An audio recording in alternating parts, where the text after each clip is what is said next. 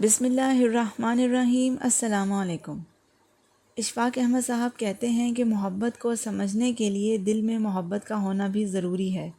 جس طرح دنیا کے دوسرے ممالک میں خاص طور پر انگلستان میں جو بوبی محبت کی نظروں سے دیکھتا ہے، بوبی جو سپاہی ہوتا ہے، اس کا بچوں نے پیار سے نام بوبی رکھا ہوا ہے، اور جتنے بچے اسکول جاتے ہیں اور راستے میں کوشش کرتے ہیں کہ بوبی ان کو ملے جو ٹریفک کنٹرول کر رہا ہوتا ہے، وہ اس سے ہاتھ ملا کر جائیں۔ بوبی کی بھی یہ خواہش ہوتی ہے کہ اسکول جاتے بچوں کو ساتھ چمٹا کے تھپکی دے۔ اگر اس کی جیب میں کوئی میٹھی گولی ہو وہ جیب میں رکھتا ہے، وہ ان کو ضرور دیتا ہے۔ ان کے درمیان محبت کا بہت گہرا رشتہ ہوتا ہے۔ ایسے ہی جو لوگ راستہ پوچھنے والے ہیں، کوئی بھی آپ کو مشکل ہو تو آپ اپنے بوبی سے پوچھتے ہیں کہ مجھے کہاں جانا ہے۔ میں لندن میں تھا، ایک بوڑھی ماں ہمارے یہاں کی، اس کو زبان بھی نہیں آتی تھی، تو بوبی اس کے ساتھ بیچارہ لگا رہا۔ اب وہ بول رہی تھی پنجابی، وہ انگریزی بول رہا تھا، باہمی گفتگو جاری تھی۔ وہ ایک ہی بات کہہ رہی تھی کہ برہمی گاؤں میں جانا ہے۔ وہ سمجھتا نہیں تھا۔ میں نے بھی مائی سے پوچھا، میری بیوی بھی ساتھ تھی۔ اس نے پوچھا تو نے کہاں جانا ہے؟ وہ کہتی ہے مجھے میرے بیٹے نے کہا تھا وہاں ہے، میں ڈھونڈ لوں گی۔ تو بعد میں پتہ چلا کہ وہ برمنگھم جانا چاہتی تھی اور برہمی گاؤں تلاش کر رہی تھی۔ تو اتنا ہمیں پتہ چل گیا۔ بوبی نے ہمیں کہا تھینک یو ویری مچ، میں اس مشکل سے نکل گیا ہوں۔ وہ برمنگھم گاؤں جانا چاہتی تھی، میں اس کی مدد کروں گا، آپ گھبرائیں نہیں۔ میں نے کہا کیسے؟ نہ اس کے پاس ٹکٹ ہے۔ لندن تک وہ پہنچ گئی، جہاز نے اتار دیا۔ کہنے لگا اب یہ میری ڈیوٹی ہے تو میں اس کو لے کر جاؤں گا۔ تو میں نے کہا آپ کیسے جائیں گے؟ کہنے لگا نہیں، ہمارے پاس روزمرہ کے اخراجات میں سے سرکار نے اتنے پیسے دیے ہوئے ہوتے ہیں کہ اگر کوئی مشکل ہو تو اس کی مدد کریں۔ تو میں اپنا بھی ٹکٹ خرچ کروں گا، اس کا بھی کروں گا اور اس کو منزل تک پہنچاؤں گا۔ تو اگر اس کا بیٹا جس کا پتہ اس نے بتایا ہے، اس کے ہاں سے پیسے مل گئے تو ٹھیک ہے، ورنہ میں آ کر اپنے محکمے کو بتا دوں گا۔ خواتین و حضرات، تو میں یہ چاہتا تھا کہ ہمارے درمیان بھی اس قسم کا رشتہ قائم ہو، تو کیسی محبت کی بات ہے۔ یہ جو محبت کا معاملہ ہے، اس کو بھی ہم لوگ اچھی طرح سمجھے نہیں ہیں۔ میری بیوی اپنے بیٹے کو، جو سب سے بڑا بیٹا ہے، اس کو غالب پڑھا رہی تھی۔ وہ اسٹوڈنٹ تو سائنس کا BSc کا تھا، اردو اس کا آپشن مضمون تھا۔ غالب وہ پڑھا رہی تھی تو وہ اوپر بیٹھا کچھ توجہ نہیں دے رہا تھا۔ میں نیچے بیٹھا اخبار پڑھ رہا تھا۔ ہماری ایک میانی سی ہے، اس پر بیٹھ کر پڑھ رہے تھے۔ تو میری بیوی نے آواز دے کر شکایت کی کہ دیکھو جی، یہ شرارتیں کر رہا ہے اور کھیل رہا ہے کاغذ کے ساتھ اور توجہ نہیں دے رہا، میں اس کو پڑھا رہی ہوں۔ تو اس نے کہا ابو اس میں میرا کوئی قصور نہیں، امی کا قصور ہے۔ ان سے پوچھ رہا ہوں امی محبوب کیا ہوتا ہے، اور یہ بتا نہیں سکتی کہ محبوب کیا ہے۔ میں نے کہا بیٹے میں بتاتا ہوں کہ محبوب وہ ہوتا ہے جس سے محبت کی جائے۔ کہنے لگا یہ تو آپ نے ٹرانسلیشن کر دی، ہم تو سائنس کے اسٹوڈنٹ ہیں، ہم اس کی ڈیفینیشن جاننا چاہتے ہیں کہ محبوب کیا ہوتا ہے۔ یہ امی نے بھی نہیں بتایا تھا۔ آپ ایک چھوڑ دو ادیب ہیں، دونوں ہی ناقص العقل ہیں کہ آپ سمجھا نہیں سکے۔ میں نے کہا یہ بات تو ٹھیک کہہ رہا ہے، یہ تو ہم نے اس کا ٹرانسلیشن کر دیا، لیکن ہم اسے محبوب کی ڈیفینیشن تو نہیں دے سکے۔ بانو قدسیہ اور وہ میرا بیٹا نیچے اتر آئے۔ میں نے کہا چلو بابا جی کے پاس چلتے ہیں، ڈیرے پر، وہاں سے پوچھتے ہیں یہ محبوب کیا ہوتا ہے۔ اس نے کہا چھوڑیں، آپ ہر بات میں بابا کو لے آتے ہیں، وہ بیچارے ان پڑھ آدمی ہیں، بکریاں وکریاں رکھی ہیں گڈریا قسم کے، وہ کیا بتائیں گے۔ میں نے کہا نہیں، مجھے جانے دیں پلیز۔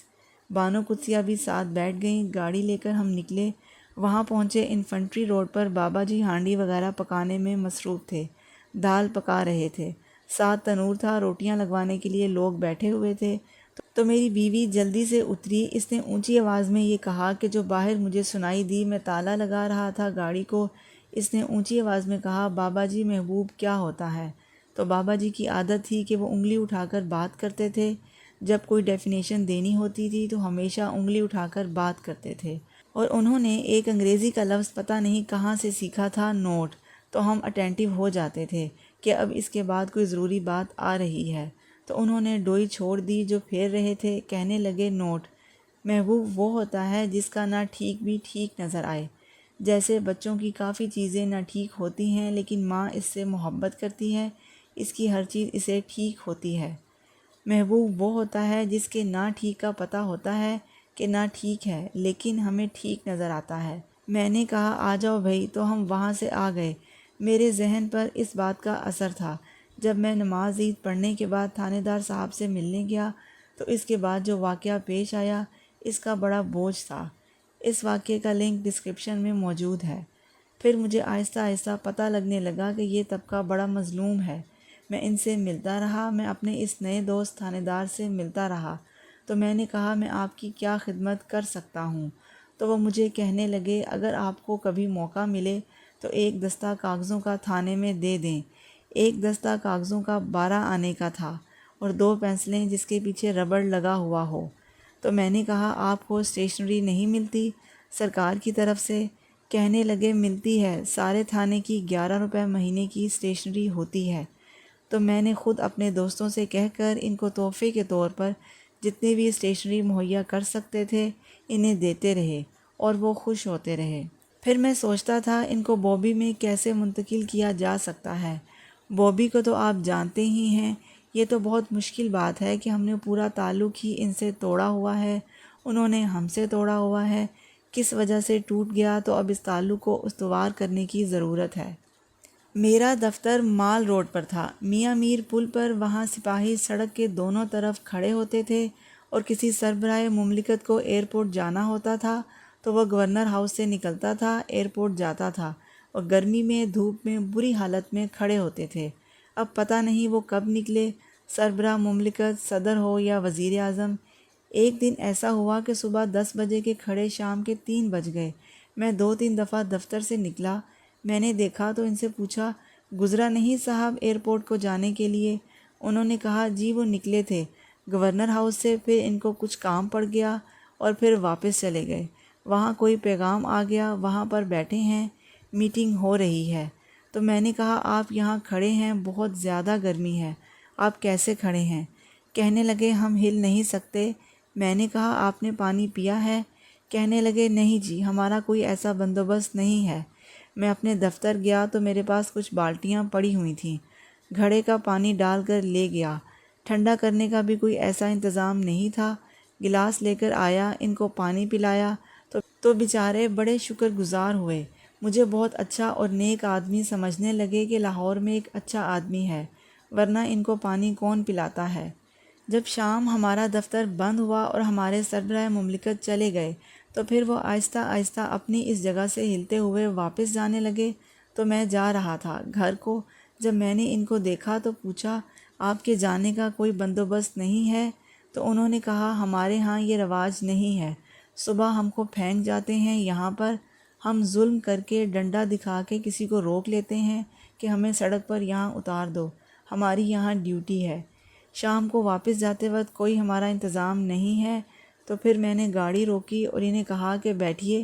اب وہ 25-30 سپاہی اور آپ نے اگر چھوٹی کیریئر گاڑی چلائی ہو اور اس میں پیچھے اتنا لوڈ ہو اور آپ مڑیں، ایک دفعہ تو آپ گرتے گرتے بچے۔ وہ کہنے لگے کہ اگر ہم پر مہربانی کرنا چاہتے ہیں تو آپ چیرنگ کراس تک پہنچا دیں، وہاں سے ہم کوئی بندوبست کر لیں گے۔ تو میں انہیں لے کر وہاں گیا۔ یہ جو بات تھی میرے لیے بڑی تکلیف دہ تھی، اب بھی ہے، اور میری آرزو جب بھی تھی اور اب بھی ہے کہ ان کو بوبی سے بھی بہتر روپ میں دیکھوں اور ہمارے ان کے درمیان محبت کا رشتہ قائم رہے۔ لیکن یہ آرزو میرے اپنے طور پر پروان چڑھتی رہی۔ تو پھر ایک آئی جی صاحب آئے، بہت ادیب نواز تھے، چودھری سردار محمد ان کا نام تھا۔ ان سے جب بات ہوئی انہوں نے کہا آپ آئیں اور ملیں۔ میں کچھ ادیبوں کو ساتھ لے کر گیا، ان کے ساتھ بات چیت ہم نے شروع کی تو ان کو یہ پہلی دفعہ احساس ہوا کہ یہ عطاء الحق قاسمی ہیں، یہ امجد اسلام امجد ہیں۔ ان کو بڑا حوصلہ ہوا کہ ہماری عزت افزائی کے لیے آئے ہیں، تو انہوں نے ہمیں دعوت دی۔ گجرانوالہ جا کے ان سے گفتگو ہوئی، وہ اتنے خوش ہوئے، اتنے متاثر ہوئے۔ وہاں پر ایک حملہ کر دیا تھا ڈاکوؤں نے، جہاں 8 پولیس افسر جو تھے وہ شہید ہوئے۔ انہوں نے کہا کوئی بات نہیں، ہم تیار ہیں اگر ہمیں عزت کی دولت ملتی ہے۔ تو خواتین و حضرات، ہم نے اس پر کبھی غور نہیں کیا کہ لوگوں کو پیسے کی، روپے کی اتنی ضرورت نہیں ہوتی جتنی احترام کی، عزت نفس کی ضرورت ہوتی ہے، اور ہمارے ملک میں بدقسمتی سے اس کا رواج بڑا کم ہے اور ہم نے کبھی اس بات کی طرف توجہ نہیں دی۔ آپ حیران ہو کے سوچتے ہوں گے کہ وہ لوگ جو پیسہ کماتے ہیں، چراتے ہیں، رشوت لیتے ہیں، اور ہم نے ان کو انٹرویو کر کے پوچھا کہ آپ کیوں رشوت لیتے ہیں، کیا وجہ ہے آپ ایسے کام کرتے ہیں، تو وہ کہتے ہیں کہ ہم بہت سارا پیسہ لے کر اکٹھا کر کے اس سے عزت خریدتے ہیں۔ پیسہ زیادہ ہوگا تو دیکھیے نا، پھر آپ ان کو سلام کریں گے۔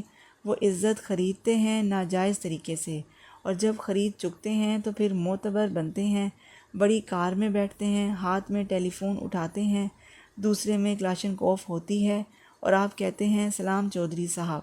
اگر یہ سب کچھ کیے بغیر صاحبان عزت کو عزت عطا کی جائے، یا جو آدمی جس مقام پر ہے اس کو عزت عطا کر کے اتنا زچ کر دیا جائے، زچ میں کہہ رہا ہوں کہ وہ کوئی برا کام کر ہی نہیں سکتا کہ میں ایک صاحب عزت آدمی ہوں۔ ترقی یافتہ معاشروں نے اسی ٹرک کو اپنایا ہے کہ انہوں نے لوگوں کو ان کی عزت عطا کر دی ہے، اور وہ لوگ اپنی عزت کی تلوار اپنے ساتھ لٹکا کر کوئی ایسا کام نہیں کر سکتے جو ان کو تذلیل کی طرف، بے عزتی کی طرف مائل کرے۔ وہ کہتے ہیں ہم عزت دار آدمی ہیں، ہم ایسا نہیں کر سکتے۔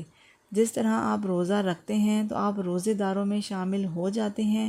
ایک خاص قسم کی عزت اپنی نگاہوں میں ہوتی ہے، پھر چاہے آپ کہیں بھی ہوں، غسل خانے میں ہوں، بند کوٹھوں میں ہوں، چھپے ہوئے ہوں، پانی چوری نہیں پیتے، کوئی چیز نہیں کھاتے، کوئی آپ کے اوپر سپاہی نہیں ہوتا، تھانے دار نہیں ہوتا، کوئی اس کے اوپر قدغن نہیں ہوتی کہ یہ جو بندہ ہے اس کے اوپر نگاہ رکھی جائے۔ ہم یہ کہتے ہیں ہمیں ایسے ڈیروں کی ضرورت ہے جہاں ہمیں چاہے تعلیم نہ ملے، جہاں چاہے ہم کو گرامر نہ سکھائی جائے، جہاں ہم کو درس نہ ملے، لیکن لوگوں کی تکریم ضرور ہو، اور یہ نہ کہا جائے کہ یہ صاحب علم نہیں ہے اس لیے ہم عزت نہیں کرتے۔ ہم یہ کہیں گے کیونکہ انسان ہے اور یہ حضرت آدم کی اولاد ہے، اس لیے ہم اس کی عزت ضرور کریں گے۔ ہمارے ڈیرے پر ایک دفعہ ایک نوجوان آیا، اسلامیہ کالج کا اسٹوڈنٹ تھا، بڑا اچھا، اور وہ سائیکل پر چڑھا ہوا سائیکل کے ساتھ ہی اندر آ گیا، تو جہاں بابا جی بیٹھے تھے چارپائی کے اوپر، وہاں پیر رکھ کر کہنے لگا، او بابا تو کیا لوگوں کو تعلیم دے رہا ہے، ان کو الٹی الٹی باتیں پڑھا رہا ہے۔ اس پر ہم بہت ناراض ہوئے کہ جناب یہ کیا بات ہوئی۔ اس نے کہا تجھے پتہ ہے کہ انسان جو ہے پہلے بندر ہوتا تھا؟ تو بابا جی نے کہا بیٹا تم کم از کم یہ بات نہ کرو، ہماری تو عزت افزائی ہوئی ہے، تو پیغمبروں کی اولاد سے ہے۔ ہم بڑے حیران ہوئے، کہنے لگے یہ بابا آدم کا بیٹا ہمارے پاس تشریف لایا ہے، اپنے آپ کو کبھی بھی بندروں کی اولاد نہ کہنا، تم نبیوں کی اولاد ہو۔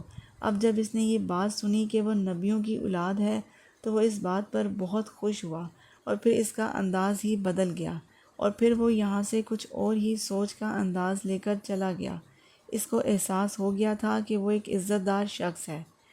اللہ آپ کو آسانیاں عطا فرمائے اور آسانیاں تقسیم کرنے کا شرف عطا فرمائے۔ آپ سب کا بہت بہت شکریہ۔ آپ لوگ میری ویڈیو دیکھتے ہیں، سنتے ہیں، سمجھتے ہیں، پسند کرتے ہیں، شیئر کرتے ہیں، اور میرے چینل کو سبسکرائب کر کے مجھے موٹیویٹ کرتے ہیں۔ جزاک اللہ۔